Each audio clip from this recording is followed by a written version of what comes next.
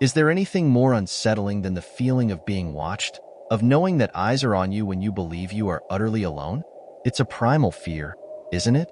The kind that burrows deep into your bones, a cold whisper that crawls up your spine even when reason tells you there's nothing there. For me, that fear started subtly, a mere flicker at the edge of my vision, a phantom movement that I almost dismissed as the tricks my weary eyes played after a long day's work.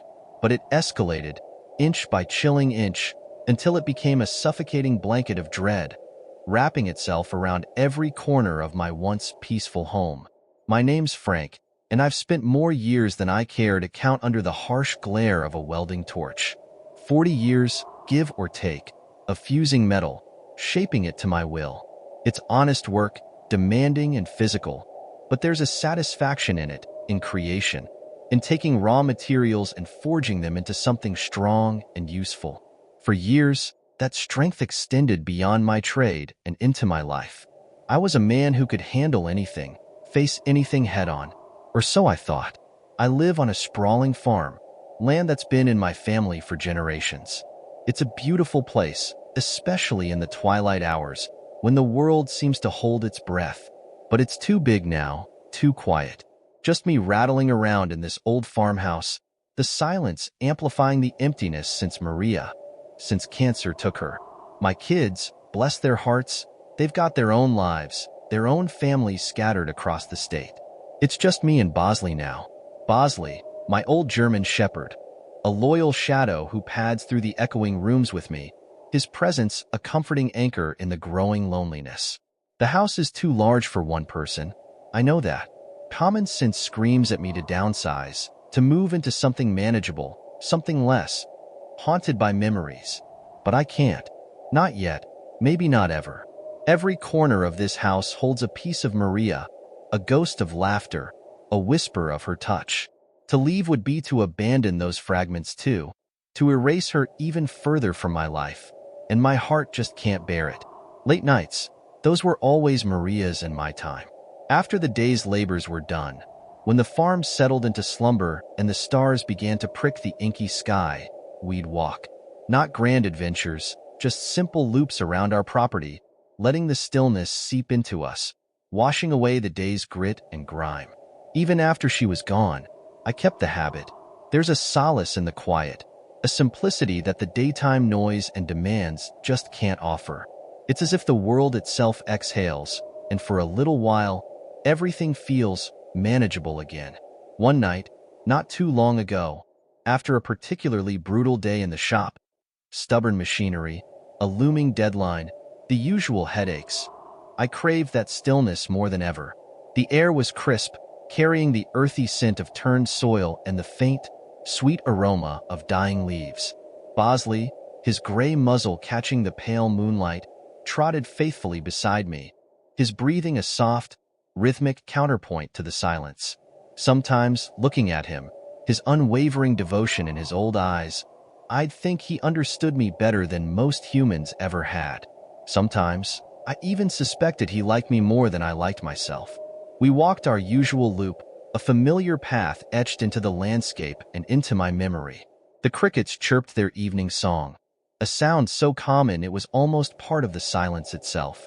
The shadows stretched long and distorted in the moonlight, turning familiar trees into looming, watchful figures.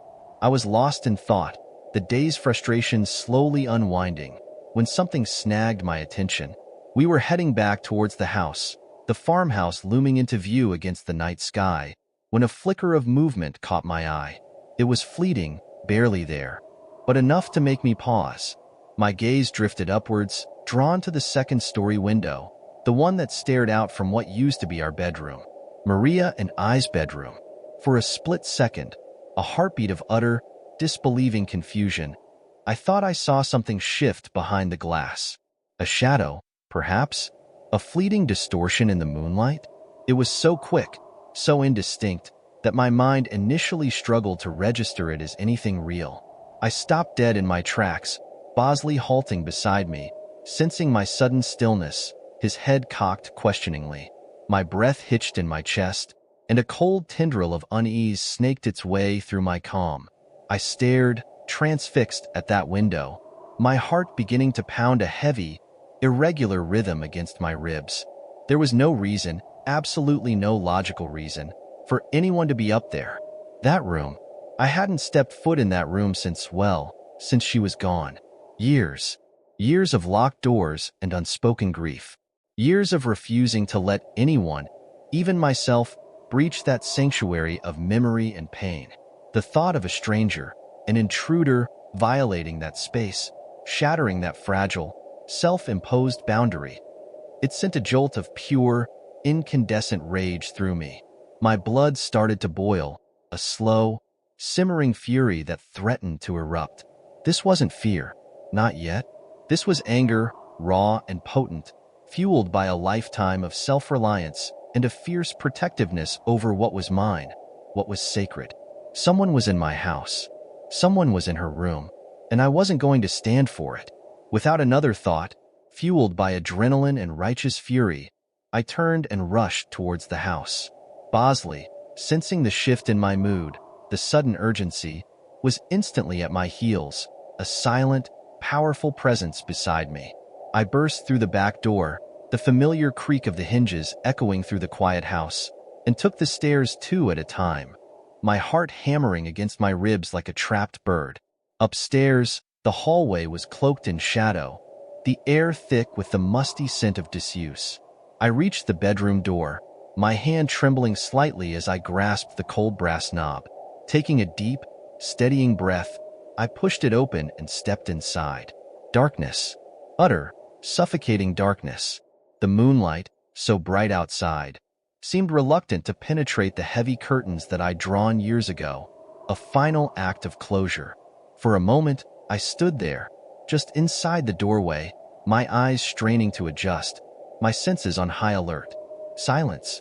A profound, echoing silence that pressed in on me, broken only by the frantic thumping of my own heart and the soft panting of Bosley at my side. Slowly, cautiously, I moved deeper into the room, my hand outstretched, feeling for the familiar shape of the bedside lamp. My fingers brushed against the cool metal, and with a click, a soft, warm light flooded the room, banishing the oppressive darkness. Empty. The room was exactly as I'd left it, frozen in time. A museum of memories. The bed, neatly made, the floral sheets still crisp and untouched. Her side of the dresser, her brush and comb still laid out, gathering dust. The framed photograph on the nightstand, Maria's smiling face frozen forever in a moment of vibrant life. No sign of anyone. No forced entry, no disarray. No indication that anyone had been there, let alone broken in. Relief washed over me, a momentary wave that quickly receded, leaving behind a residue of confusion and unease. I looked everywhere, behind the heavy curtains, inside the spacious closet, even under the bed, my flashlight beam cutting through the shadows, searching, probing. Nothing. Absolutely nothing. I straightened up, feeling foolish, deflated. Had I imagined it? Had my tired eyes played tricks on me after all? Had the stress of the day, the weight of loneliness, finally conjured up a phantom in the periphery of my vision? Yes, I was pretty freaked out, I admitted to myself. But beneath the lingering unease, the primary emotion was anger. Anger at myself for being so jumpy, so easily spooked. Anger at the phantom intruder who had dared to invade my peace, even if it turned out to be just a figment of my imagination. Anger at the vulnerability that had been exposed, the raw nerve of grief that still throbbed beneath the surface. I stood there for a long while, in the center of that silent, memory-laden room, feeling foolish, exposed, and strangely violated. The rational part of my brain insisted that I'd seen something that wasn't there, a trick of the light, a product of exhaustion and heightened nerves. But despite the logic, despite the empty room, I couldn't shake the gnawing, persistent feeling that something had been there. Something wrong. The next night, sleep was restless, punctuated by uneasy dreams and a persistent sense of being on edge. It was the kind of night where every creak of the old house, every rustle of leaves outside the window, sounded amplified, imbued with a sinister significance. Around 3 a.m., I woke up abruptly, jolted from a fitful slumber by a low, guttural growl rumbling from beside my bed. Bosley. His body was tense, his ears pricked forward, his gaze fixed on the ceiling above. Bosley was a good dog, the best. He wasn't a barker, not for every passing squirrel or distant car. He only barked, he only growled, when there was something real, something genuinely amiss. My heart clenched in my chest. I sat bolt upright in bed, instantly alert, every muscle in my body coiled tight. I held my breath, listening, straining to hear over the frantic pounding of my own pulse. Silence. Then, a faint, almost imperceptible creaking sound, filtering down from upstairs. Creaking. Old houses creaked, especially old farmhouses like mine. Settling timbers, temperature changes, the house breathing and sighing in the night. Normally, I wouldn't have given it a second thought. But tonight, with Bosley's low growl vibrating the air, my mind leaped immediately to footsteps. Footsteps coming from directly above me. And directly above me was that room. A fresh wave of icy dread washed over me, colder and more potent than the unease of the previous night. This wasn't a fleeting shadow in a window. This was sound, distinct and unmistakable, resonating through the floorboards, directly overhead. My mind raced, adrenaline surging through my veins. Should I grab my hunting rifle? It was downstairs, locked in the gun cabinet. The thought of descending those stairs, of being exposed and vulnerable in the darkness, sent a shiver of apprehension down my spine. But did I really need to go that far? Was it really that serious? A part of me, the stubborn, prideful part, balked at the idea of arming myself to confront what was likely just the house settling, just my overactive imagination running wild. If it was an intruder, I told myself, I wasn't helpless. 40 years of welding had given me more than just calloused hands. I was strong, capable. If it came down to it, I was fully confident that I could take whatever was up there, hand to hand. Pride. Foolish, perhaps, but in that moment, it felt like a shield against the rising tide of fear. I reached for the flashlight on my nightstand, my hand shaking only slightly. No rifle, not yet. Just a flashlight and a healthy dose of stubborn resolve. I swung my legs out of bed, the floorboards creaking beneath my weight, and stood up, Bosley rising with me, his growl softening slightly but his gaze still fixed intently on the ceiling. Taking another deep breath, I moved towards the bedroom door, the flashlight beam cutting a path through the darkness. I stepped out into the hallway, the creaking sounds continuing intermittently from above, each one sending a fresh jolt of anxiety through me. Slowly, deliberately, I ascended the stairs, Bosley padding silently behind me. The air grew colder as I climbed, the silence heavier, more oppressive. The house seemed to hold its breath, waiting, watching. I reached the landing, the hallway stretching before me, shrouded in deep shadow. The bedroom door loomed at the end of the hall, a dark rectangle against the paler gloom. I moved towards it, my flashlight beam dancing nervously ahead of me, illuminating dust motes swirling in the still air. Again, I reached the bedroom door, my heart pounding a frantic tattoo against my ribs. I paused, listening, holding my breath. Silence. No creaking, no footsteps, nothing but the faint, rhythmic thump-thump of my own pulse in my ears. With a trembling hand, I pushed the door open and stepped inside. Nothing. The room was exactly the same. Untouched. The beam of my flashlight swept across the familiar space, illuminating the bed, the dresser, the nightstand, the still, silent furniture. No sign of forced entry, no sign of disturbance, no sign of anything at all. Frustration mingled with the lingering anxiety. Was I losing my mind? Was grief and loneliness finally twisting my perception, conjuring up phantom sounds and shadows where there was nothing but silence and empty rooms? My anger, which had been a shield the night before, was now starting to morph into something colder, something more insidious. Anxiety, a gnawing, persistent unease that settled deep in my stomach and refused to dissipate. Something didn't feel right in the house. Something felt deeply, fundamentally, wrong.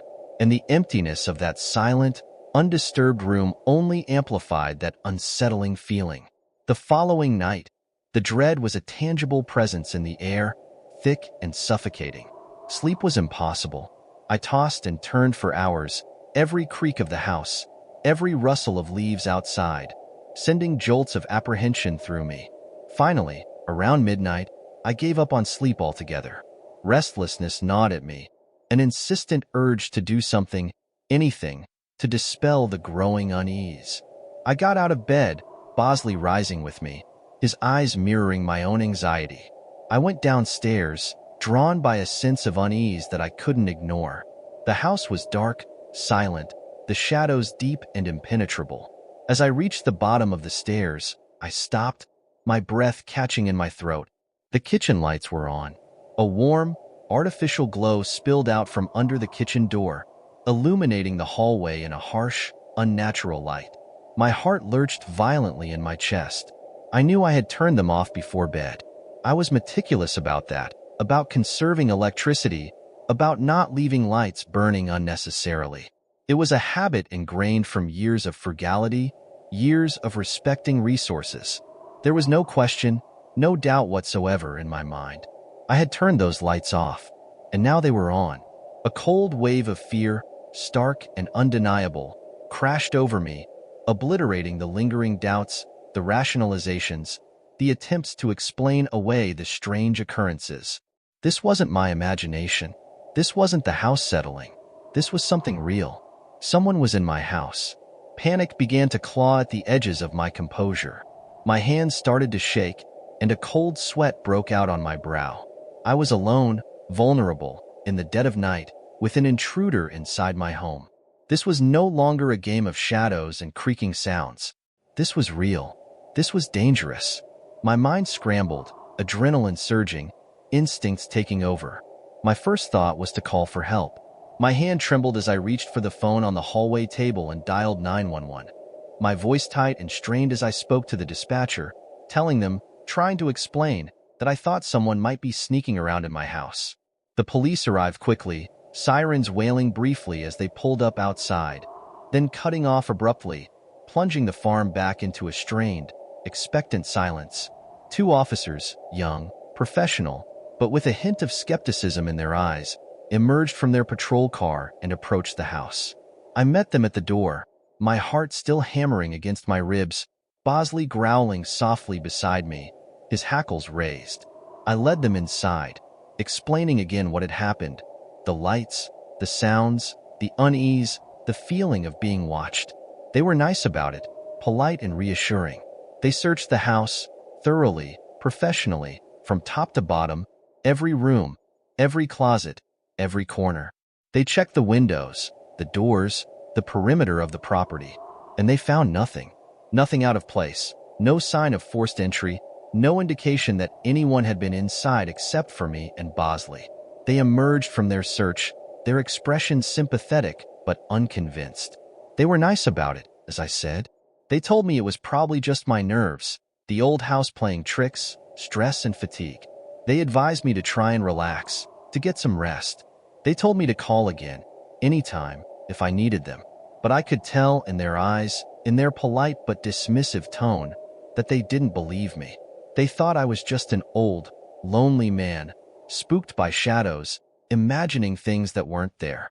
And as they drove away, the silence of the farmhouse seemed to mock me, to amplify the feeling of isolation, of being utterly alone with whatever was happening in my house.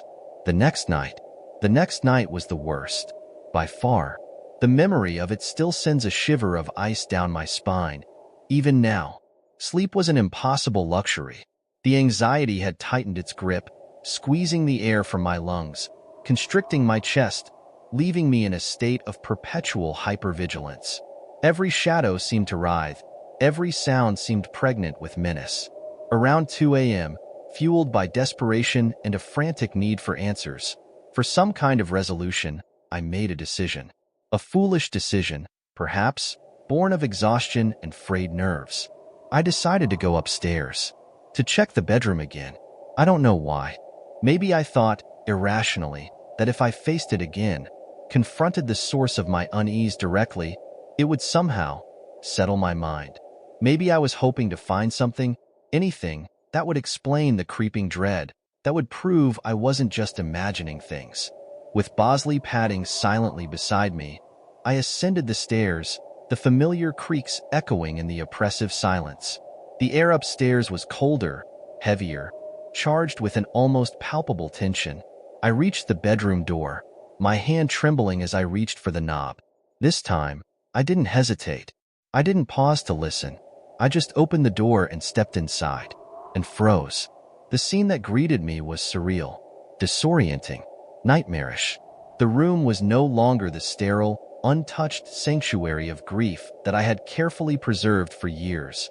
It was violated, shattered, clothes everywhere, scattered across the floor, draped over the furniture, spilling out of the open closet. Clothes that I recognized instantly. Maria's clothes. Clothes that I had packed away with agonizing care after she died. Sealed in boxes, stored in the attic, untouched for years. Now they were here, strewn across the room like fallen leaves, a chaotic, heartbreaking testament to what? My breath hitched in my throat, and a strangled gasp escaped my lips. Disbelief warred with a sickening, dawning horror. Something like this.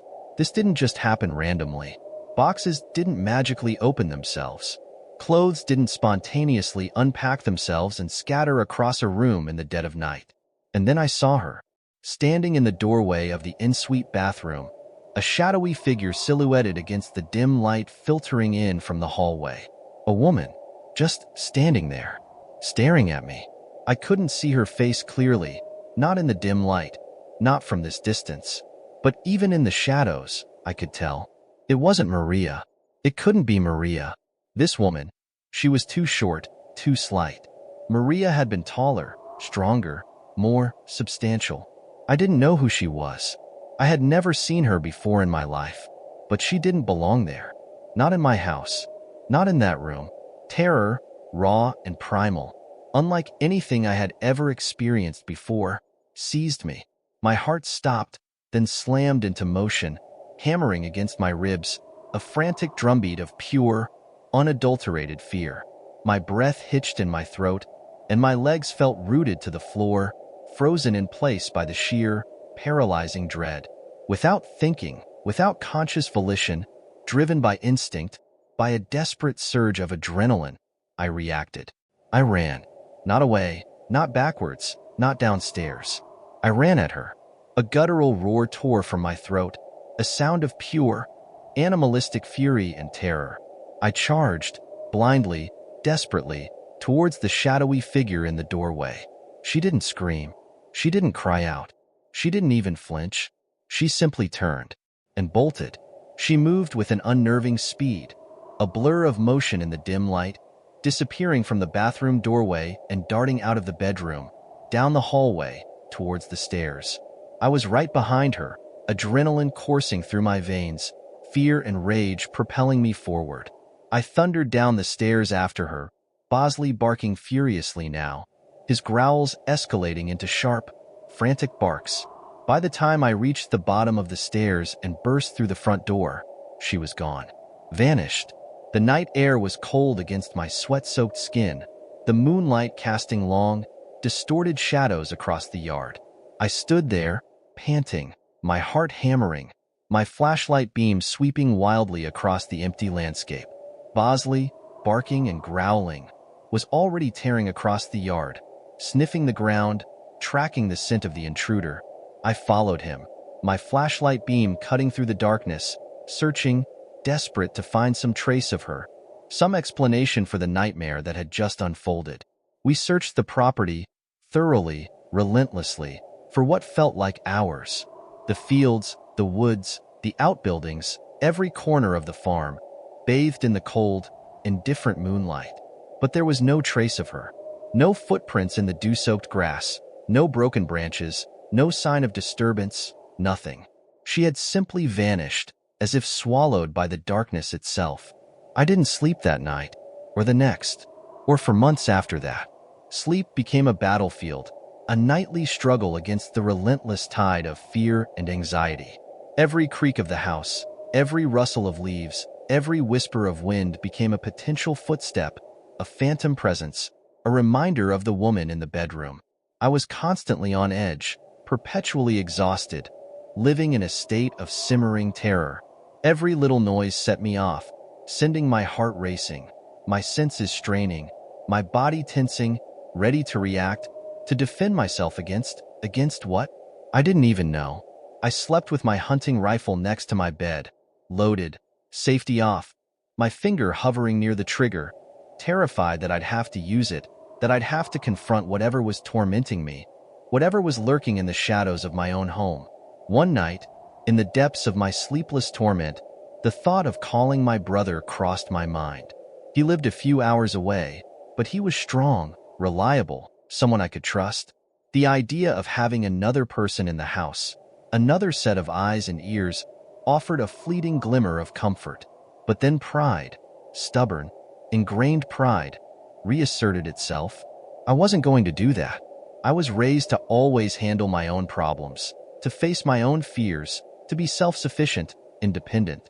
That's what I had always done. And that's what I was going to do now. I was raised to always handle my own, so that's what I did. But the nightmare didn't end. It just shifted, morphed, evolved. One night, a few weeks later, I was sitting in the living room, late, as usual, the only light in the house the flickering glow of the television screen. Bosley was asleep at my feet, his soft snores a fragile comfort in the oppressive silence. I was mindlessly flipping through channels, my thoughts a tangled mess of fear and exhaustion, when something caught my eye, a movement at the periphery of my vision. I froze, my breath catching in my throat, my heart lurching violently. Slowly, cautiously, I turned my head, my gaze drawn to the window that looked out onto the front yard. And there she was, standing in the yard, just beyond the edge of the porch light, a dark figure silhouetted against the inky blackness, looking straight at me. Through the window, it was her, the woman from the bedroom. I knew it instantly, instinctively. The same height, the same slight build, the same unnerving, silent presence. My heart felt like it stopped, then restarted with a violent, painful jolt. Terror, colder and more paralyzing than ever before, flooded through me. I couldn't breathe, couldn't move, couldn't even scream. I was frozen, trapped in the beam of her unseen gaze, paralyzed by fear. Then, instinct kicked in, raw survival instinct. I scrambled to my feet, knocking over the coffee table in my haste, the crash echoing through the silent house. I grabbed my hunting rifle, which I had taken to keeping within arm's reach at all times, and ran to the front door, Bosley barking ferociously now, lunging towards the window, his teeth bared. I burst out onto the porch, rifle clutched tightly in my trembling hands, Bosley close behind, a snarling, protective shadow at my side. She was still there, just a silhouette in the moonlight, motionless, silent, watching me. My hands were shaking so badly I could barely hold the rifle steady. Fear warred with a desperate, reckless fury. I couldn't take it anymore. The torment, the fear, the constant, suffocating dread. It had to end. Without thinking, without aiming, I fired. A deafening roar ripped through the night, the recoil jarring my shoulder, the flash of gunfire momentarily blinding me. I fired a few warning shots into the air, high above her head, hoping to scare her off, to break the terrifying, silent standoff. The gunfire echoed through the quiet night, the sound momentarily shattering the oppressive silence. And it worked. It was enough. Enough to break the spell, to jolt her out of her motionless stance. She turned and ran. She didn't scream, didn't cry out, didn't even look back. She just turned and fled, disappearing into the darkness beyond the yard, swallowed by the shadows, leaving me standing there, panting, trembling, rifle still smoking in my hands, Bosley barking furiously into the empty night. But it's not like that made me feel any better. Not at all. The fear didn't dissipate. The anxiety didn't lessen. If anything, it intensified, morphed into something even darker, more insidious. I was literally being tormented, haunted, by some random woman who was probably homeless, probably mentally ill, probably just lost. But why? Why me? Why my house? Why this terrifying, relentless torment? I couldn't even begin to imagine why this was happening to me. I stood there for a long time, on the porch, rifle clutched in my hands, waiting, watching, straining my eyes in the darkness, waiting to see if she'd come back. Bosley paced restlessly beside me, growling softly, his senses still on high alert. But she never did. She never came back. That night, or any night since. I haven't seen her, not in person, not as a shadow in the window, not in any form at all. But I know it's only a matter of time. I can feel it, a cold, persistent certainty in the pit of my stomach. It's not over. Not by a long shot. I'm fully prepared to defend myself, to protect my home, to do whatever I have to do to stop this. But I don't think living in perpetual anxiety, in constant fear, like this, is sustainable. It's eating away at me, draining me, poisoning my peace, my sleep, my very existence. Thank God for Bosley. He's the only thing keeping me grounded, the only source of comfort in this growing darkness. I have no idea what I'd do without him. I'll send an update if anything happens. I know, deep down, that it's only a matter of time. Something is coming. I can feel it in the air, in the silence, in the shadows. And whatever it is, it's not good. Music, my day job, if you can even call it that, is with a catering service. On the road is an understatement. More like constantly orbiting the greater metropolitan area in a massive, gas-guzzling truck. The company vehicle, a behemoth of a thing they entrust me with, isn't the worst ride in the world. I'll give them that. Heated seats, decent radio, power steering that mostly works. But the hours? Forget about it. They suck. Big time. And hauling trays of lukewarm pasta and lukewarmer hors d'oeuvres from venue to venue isn't exactly what I envisioned myself doing when I was younger, dreaming of a life less beige. By the time I clock out, if I ever truly do clock out, it's usually late. Very late. And getting home is a battle against either caffeine-induced jitters that keep me wired for hours or a sudden, overwhelming wave of exhaustion that knocks me out the second my head hits the pillow, only to wake up 12 hours later feeling like I've been hit by, well, a massive, gas-guzzling truck. One night, or rather, one early morning, driving back home at, like, 2 a.m., the roads blessedly empty and the world draped in that eerie pre-dawn quiet. It was actually nice. Driving my own car again, for one thing. Smaller, more responsive, smelled faintly of pine air freshener and not vaguely of industrial-strength cleaning solution. But as I got closer to my house, a grim realization dawned. Red Bulls. Too many Red Bulls. Definitely overkill on the Red Bulls. Sleep? Yeah, not happening anytime soon. On top of that, my stomach was staging a full-blown rebellion, reminding me rather forcefully that it hadn't seen actual food in, oh, let's say, 12 hours. Starving was maybe too dramatic, but definitely peckish. And when peckishness strikes at 2:30 a.m., there's really only one answer: McDonald's. Convenience. Pure, unadulterated, 24/7 convenience. There's a Golden Arches beacon of salvation practically spitting distance from the highway exit, maybe 10 minutes from my house. Usually my first, and let's be honest, only choice when late-night cravings hit. Don't get me wrong, I'm no fast food gourmand. It's not a regular thing. But every now and then, a bizarre, inexplicable craving descends, and only a fistful of lukewarm, slightly soggy fries can truly scratch that itch. 24 hours, drive-through only, guaranteed calorie bomb. Perfect. Comfort food, pure and simple, the ideal way to wind down, or in my case, not wind down, but at least distract myself from the impending caffeine crash. I don't remember the exact time, but it was definitely past 2 by the time I pulled into the drive-through lane. A few cars ahead of me, which was actually kind of surprising. 2 a.m. on a Tuesday? This McDonald's wasn't exactly a late-night hotspot. More of a desolate wasteland of sodium and regret in the cold light of morning. Impatiently inching forward in the queue, my stomach growling a mournful ballad of hunger and desperation, my gaze started to wander. Space wandering. Drive-through induced space wandering. Lost in the swirling vortex of existential fast food contemplation, I noticed something odd. Parked way out in the far corner of the lot, practically hugging the shadowy perimeter of the building, was an old, beat-up Volkswagen. A Jetta, maybe? Something boxy and German and definitely past its prime. Windows tinted so dark they were basically black holes, sucking in all available light and reflecting nothing back. Backed into a parking spot like it was trying to hide, to become one with the asphalt and shadows. Drive-through only hours, remember?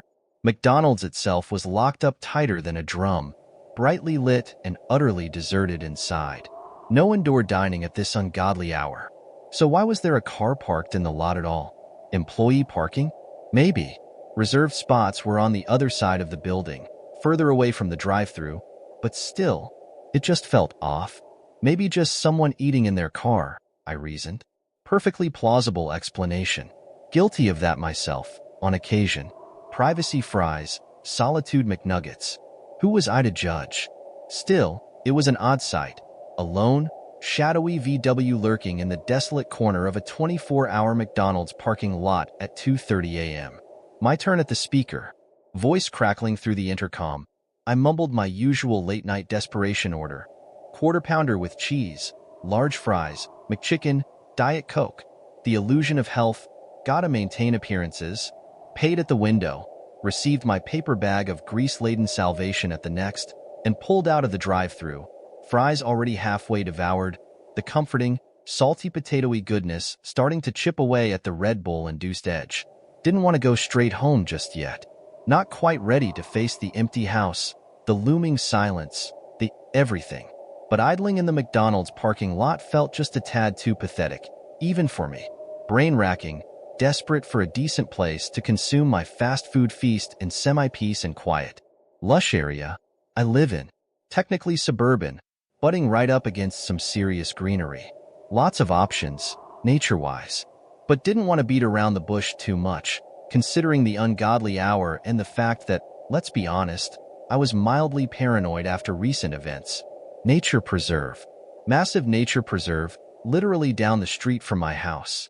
Sprawling over the side of a small mountain, essentially just an enormous, densely wooded forest clinging to the hillside. Kicker? Scenic lookout point at the very peak. Panoramic city view. Twinkling lights stretching out into the distance, the whole 9 yards. Road that loops around the perimeter of the preserve, winding its way right up to the peak. Daytime access, scenic drives, perfect for tourists and Sunday strollers. After preserve closing hours, though, roads gated, inaccessible to cars. But still a perfectly convenient, paved path to get to the lookout point without having to actually, hike through the woods at 3 a.m. in the dark. High school default spot. Back in the day, me and my friends, perpetually bored and perpetually seeking nocturnal adventures. Scenic lookout peak. Go-to destination for late-night hangs.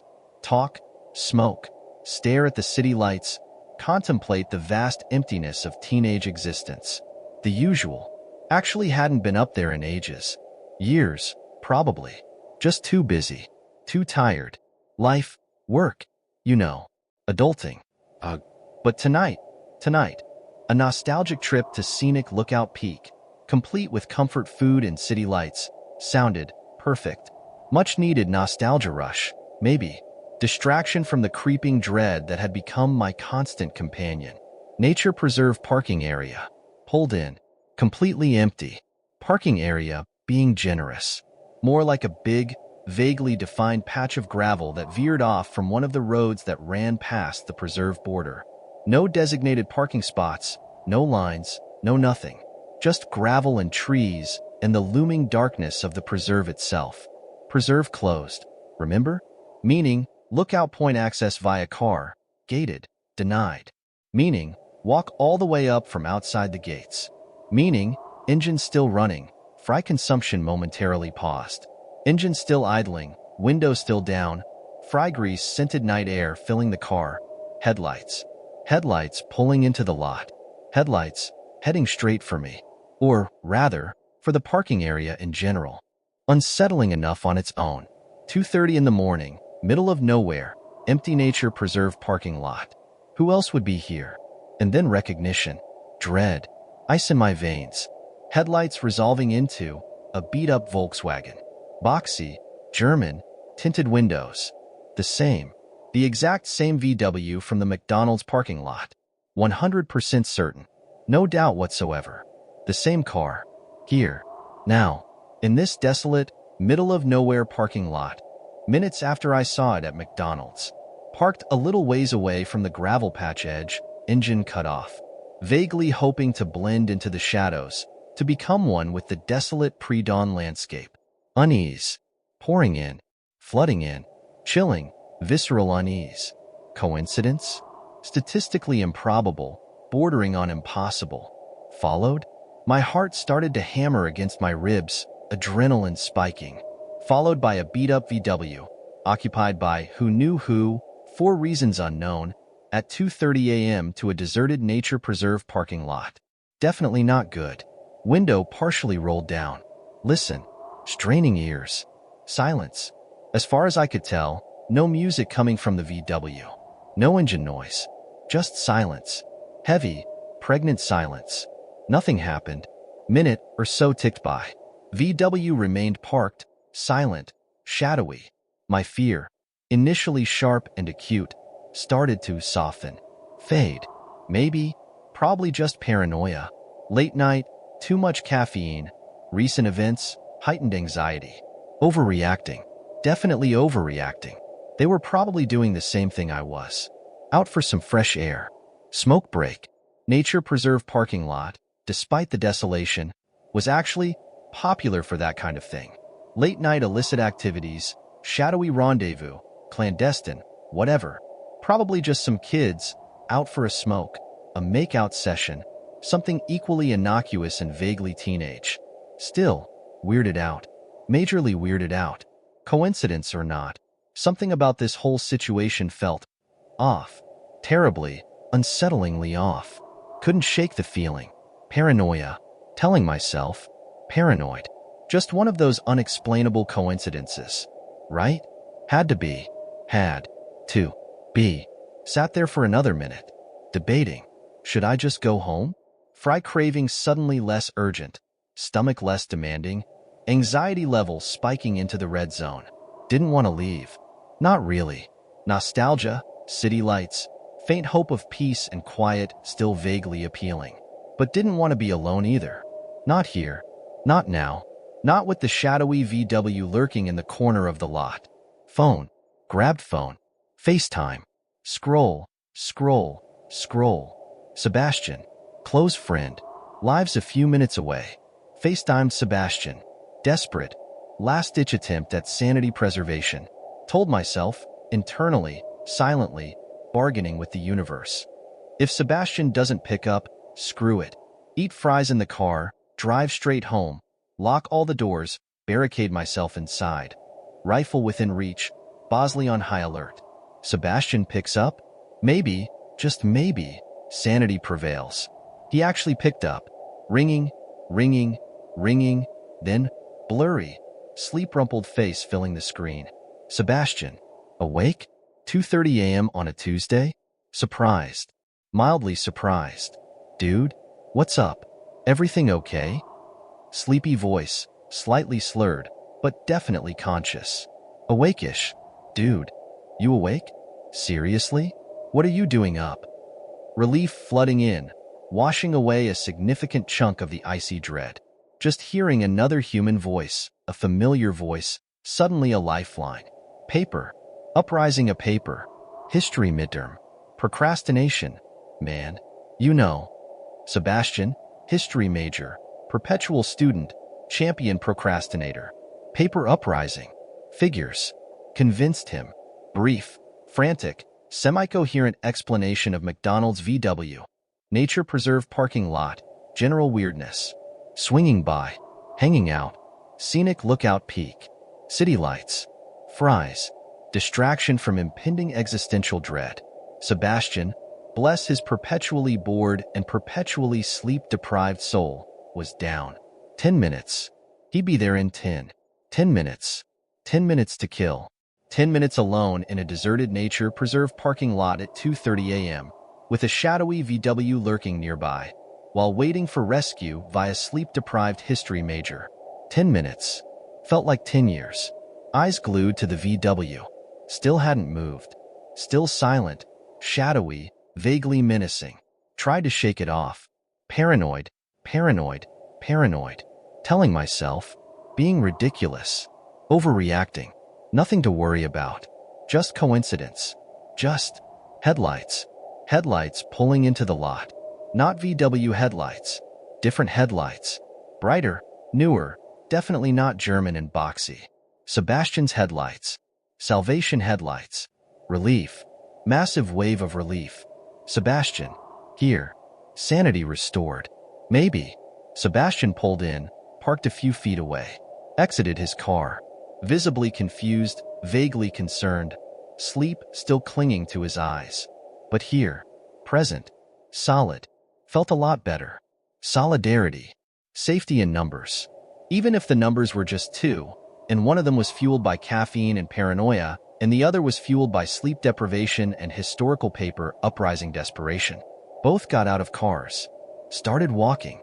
Up the paved path leading into the preserve, towards the lookout point. Parking lot receding behind us. VW receding behind us. Shadowy, VW-ness fading into the pre-dawn gloom. Almost out of sight. Before the parking lot fully receded from view. Before the trees completely obscured the gravel patch. Shot a glance backwards. One last, lingering look. Just to be sure. Just to confirm my paranoia was, in fact, ridiculous and unfounded, and VW still there. Shadowy, boxy, German, tinted windows. As expected. But wait, not just there. Different. Changed. Doors. Doors open. All four. All four doors of the shadowy VW suddenly, inexplicably, open. And figures. Figures stepping out. Four of them. Four guys stepping out of the VW. Just standing there. Beside the open car doors. Looking at each other. Not moving. Not talking. Just looking around. At each other. In the desolate parking lot, at 2:30 a.m., beside a shadowy VW with all four doors suddenly open. Freaky. Utterly, profoundly freaky. Nudged Sebastian. Elbow to the ribs. Hard nudge. Dude. Look. Whispering. Voice barely above a breath. The VW. Look at the VW. Sebastian, startled nudge-induced, followed my gaze. Looked. Saw. Understood. Expression shifted from sleepy confusion to wide-eyed alarm. Before they could see us, before the four shadowy figures by the VW could possibly register our presence, continued walking. Up the path, away from the parking lot, into the deepening darkness of the preserve. Trees closing in around us, path winding upwards, parking lot disappearing behind us, VW receding, figures fading into the gloom. Obstructed from view. Hidden. Safe? Maybe. Hopefully. Alarm bells. Going off. Full volume. Brain screaming warnings, instinct screaming danger, adrenaline surging. For guys. Shadowy VW. Deserted parking lot. 2:30 a.m. Not good. Definitely, unequivocally not good. Sebastian, surprisingly, seemed less concerned. Probably just going out as smoke, man. Chill. Paranoid. Voice trying for casual, trying for dismissive, but a definite tremor of unease creeping in around the edges. Just coincidence, right? McDonald's, then here. Just random. Kept walking. Upwards, onwards, deeper into the preserve. City view. Reaching the top. Distraction. Desperately needed distraction. City view. Twinkling lights, sprawling panorama, vastness of the urban sprawl stretching out beneath us. Enough to take my mind off things. Momentarily. Almost. Always sat on this little rock wall. Scenic lookout point cliché. Low, moss-covered rock wall, vaguely defined perimeter marker, ostensibly supposed to keep people from wandering off the edge of the mountain and plummeting to their doom. Usual hangout spot. Rock wall perch. City lights below, vastness above, teenage angst in between. Nostalgia. Flicker of fleeting, fragile nostalgia. Sat there, on the rock wall, eating. Fries, quarter pounder, McChicken, lukewarm Diet Coke. Talking, catching up. surface-level conversation, deliberately avoiding anything remotely resembling the shadowy VW, the four figures, the creeping dread, the unsettling unease. Trying for normal, trying for casual, trying for anything other than what was actually, terrifyingly, happening. Nice. Momentarily, fleetingly, almost nice. Like the old days. Like nothing was wrong. Like shadowy VWs and lurking figures and 2:30 a.m. nature preserve parking lot encounters were just figments of my overactive, caffeine-addled imagination. Nice feeling didn't last. Of course not. Why would it? Why would anything ever be easy, simple, normal, nice again? Foolish to even hope. Sound. Sound of talking. Laughter. Not our laughter. Different laughter. Lower. Rougher. Closer. Approaching. Quickly approaching. Turned around. Both of us. Sebastian and I. Snapped heads around, simultaneously, instinctively. Towards the path. Towards the sound. Three guys. Walking towards us. Definitely guys. Definitely three. Definitely approaching. Definitely not Sebastian. Definitely not me. Definitely them? Could it be? No way. Too soon. Impossible. Right?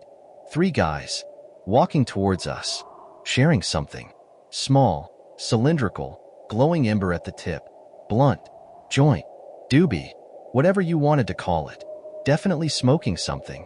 Definitely sharing. Definitely approaching. Acting friendly. Superficially friendly. Waves, casual nods, forced smiles. Yo, what's up? Hey, how's it going? Trying for casual. Trying for non-threatening. Trying hard. Too hard. Way too hard. Desperate. Almost. In their forced friendliness. Calm my nerves. Slightly. Minutely. Superficially. Maybe. For a fraction of a second. False sense of security. Definitely false sense of security. More like distraction. Temporary distraction from the deeper, more visceral dread. Instead of finding their own spot. Plenty of space at the lookout point. Plenty of rocks to sit on. Plenty of city view to admire. Plenty of nature preserve nest to preservify. Instead of picking their own spot, finding their own rock, establishing their own whatever, they walked right up to us, directly towards us, like they wanted to start a conversation, like they needed to start a conversation, like they had a specific, predetermined, unervingly directed purpose in mind.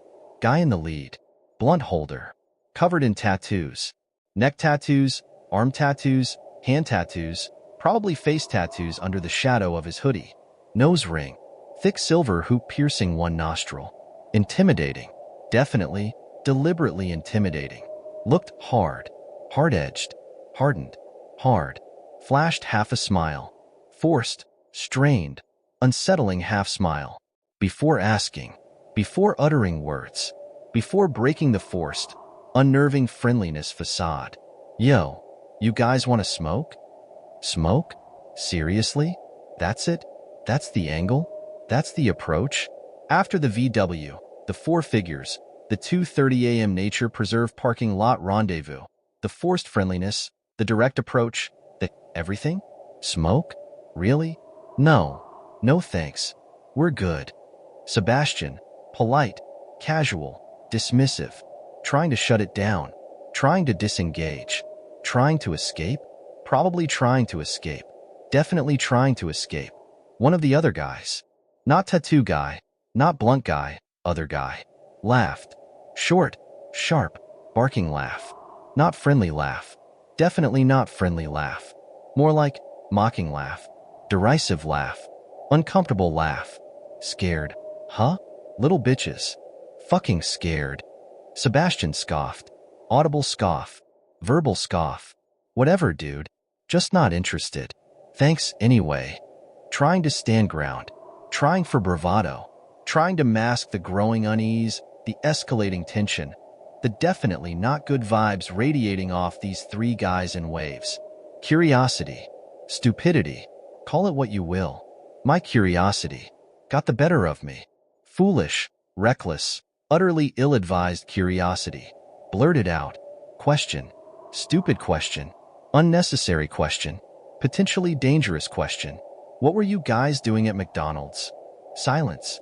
Complete, sudden, absolute silence. Air seemed to thicken, to solidify, to become heavy, oppressive, charged with unspoken menace. Crickets stopped chirping. Wind stopped rustling the leaves. City lights seemed to dim, to recede, to become less bright, less reassuring. Guy holding the blunt. Tattoo guy. Ringleader, definitely ringleader. Dropped his smile. Instantly, like a switch flipped. Smile gone. Replaced by nothing. Blankness. Coldness. Menace. Something darker. Narrowed his eyes. Directly at me. Focused, intense, unnerving gaze. Like a predator focusing on its prey. Like I'd said the wrong thing. Like I'd stepped over a line. Like I'd been caught. Caught doing something I shouldn't have been doing. Caught knowing something I shouldn't have known. Caught off guard? Caught off guard by my question? His two friends did the same. Simultaneously. Synchronized narrowing of eyes. Synchronized shifting of weight. Synchronized something.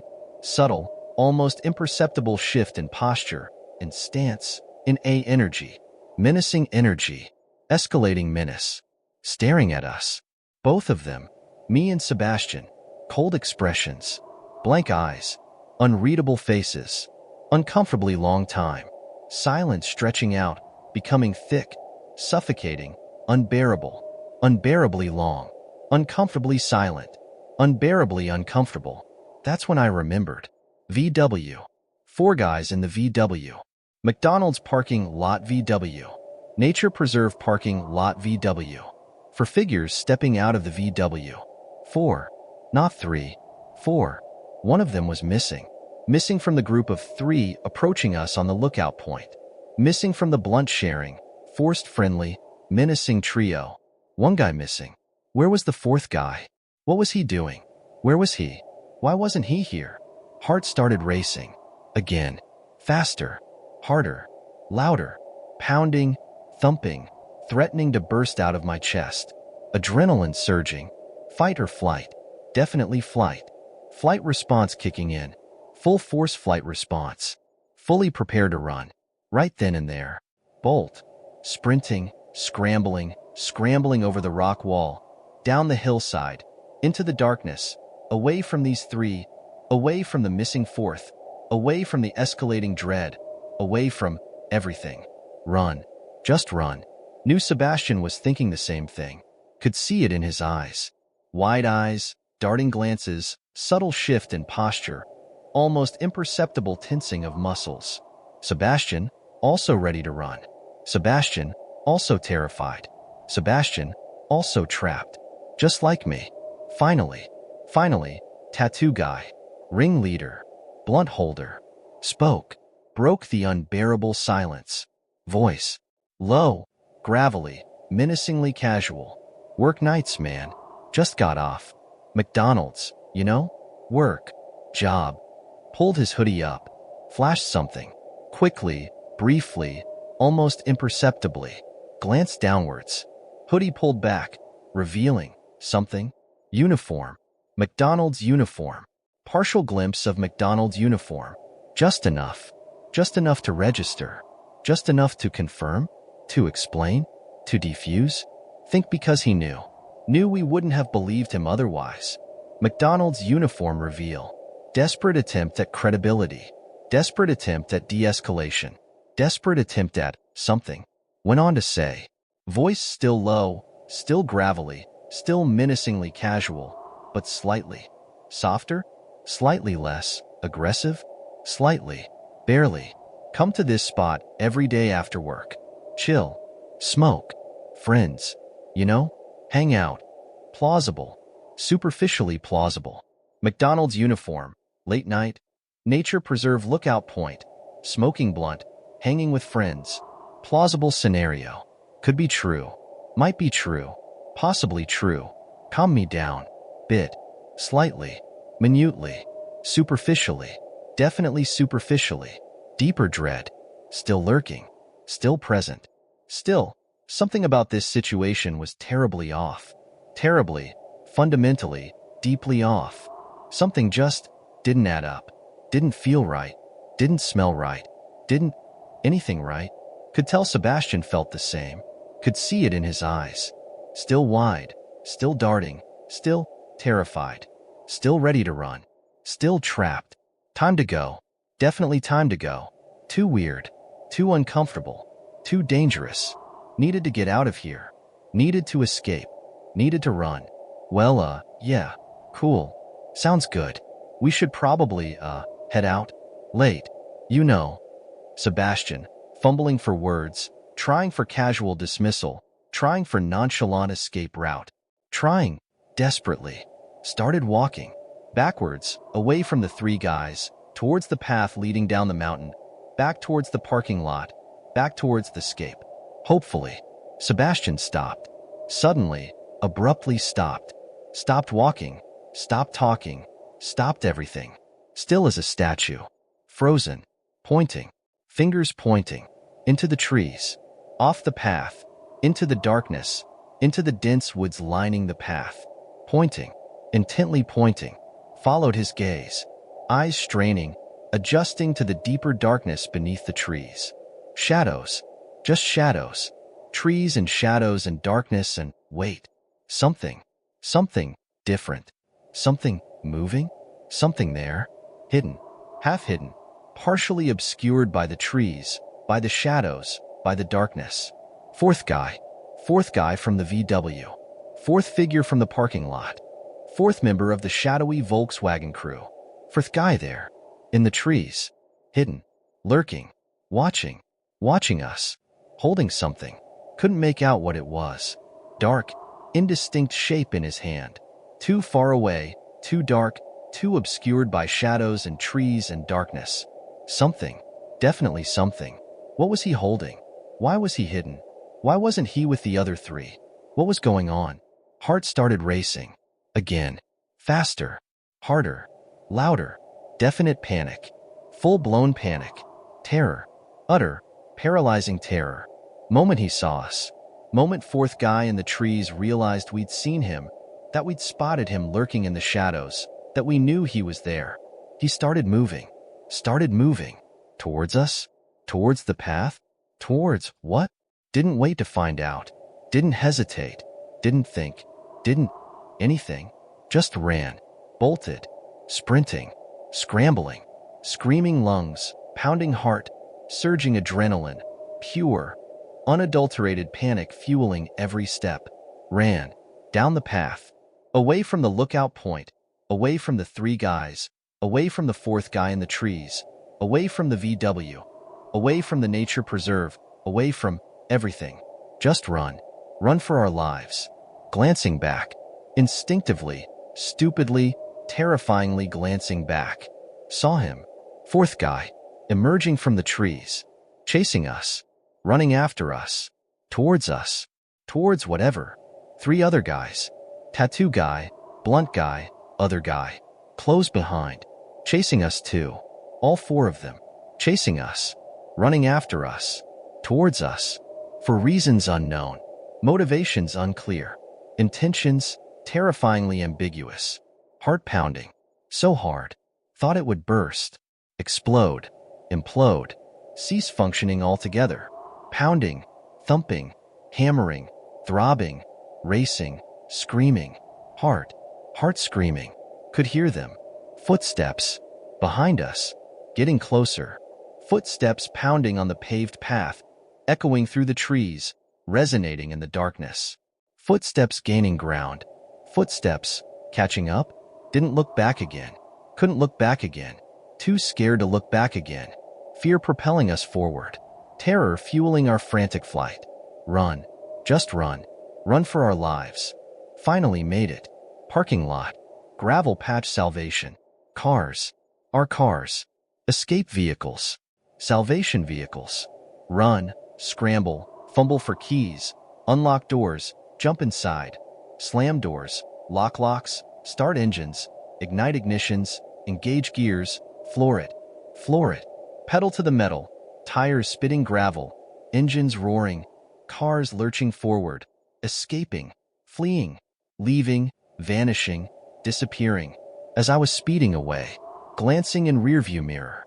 Terror-induced rearview mirror paranoia glance. Saw them. For guys. Rushing. Sprinting. Towards their VW. Getting in their car. Starting their engine. Chasing us? Were they chasing us? Following us? Would they follow us? Didn't feel comfortable. Driving straight home. Leading them right to my house. Unthinkable. Absolutely unthinkable. Too risky. Too dangerous. Too stupid. Phone. Grabbed phone. Called Sebastian. Frantic, breathless, semi-coherent phone call. Meet me. Your street. Now. Meet me on your street. Don't go home. Don't go to your house. Your street. Meet me there. Now. Decent head start. Definitely had a head start. Probably outrun them. Hopefully outrun them. Doubted they were actually following us. Probably just paranoia again. Just overreacting. Just still, not taking any chances. Absolutely, unequivocally, not taking any chances. Sebastian. Agreed. Understood. Terrified, breathless agreement. Meet on his street. Now. Safety in numbers. Sanity in numbers. Mutual terror-induced solidarity. Sebastian and I met back up. His street. Street lights casting long, distorted shadows. Empty street. Deserted suburban landscape. Pre-dawn gloom hanging heavy in the air. Cars parked side by side. Engines idling. Headlights illuminating the empty asphalt. Us inside, safe-ish, maybe, but still shaking, trembling, breathing hard, heart pounding, still pounding, still screaming, heart still screaming, shock, still in shock, utter, profound shock, about what the hell just happened. What the actual hell just happened? Just happened? Robbery? Were they trying to rob us? Unlikely. Lookout point? 2:30 a.m.? Nature preserve? Robbery hotspot? Doubtful. Definitely doubtful. Robbery attempt. Unlikely. But what else? Worse? Were they trying for worse? Kidnapping? Assault? Something darker? Something sinister? Didn't know. Couldn't think. Brain short-circuiting, logic failing, reason abandoning ship, leaving only raw, visceral, paralyzing fear in its wake. Didn't know what to think. Couldn't think. Wouldn't think. Just shock. Sebastian. Phone. Sebastian's phone. Sebastian showing me his phone. Screen illuminated. Picture displayed. Picture of 3 guys. Fuzzy, blurry, grainy picture of 3 guys. 3 guys from the lookout point. Tattoo guy, blunt guy, other guy. Snuck a picture. Sebastian snuck a picture. While they weren't looking. Snuck a picture of the 3 menacing figures from the 2:30 a.m. nature preserve lookout point encounter. Sebastian, bless his terrified, quick-thinking soul, snuck a picture. Sent it to me. Picture on my phone now.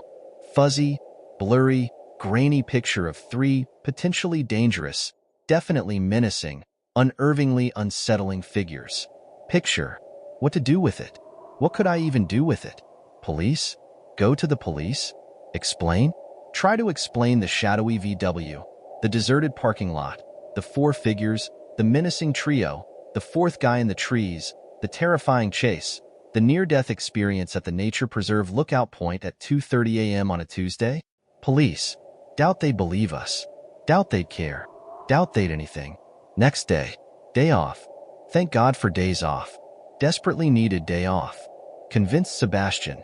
Sebastian, also needing a day off, also desperately needing to process the near-death nature preserve lookout point experience. Convinced Sebastian to come with me. Back to McDonald's. Not for fries. Not for McChickens. Not for late-night comfort food salvation. Back to McDonald's. To report. To report the employee. McDonald's employee. Tattoo guy. Blunt guy. Possibly McDonald's uniform flashing guy. Report him. At least report him. Something. Anything.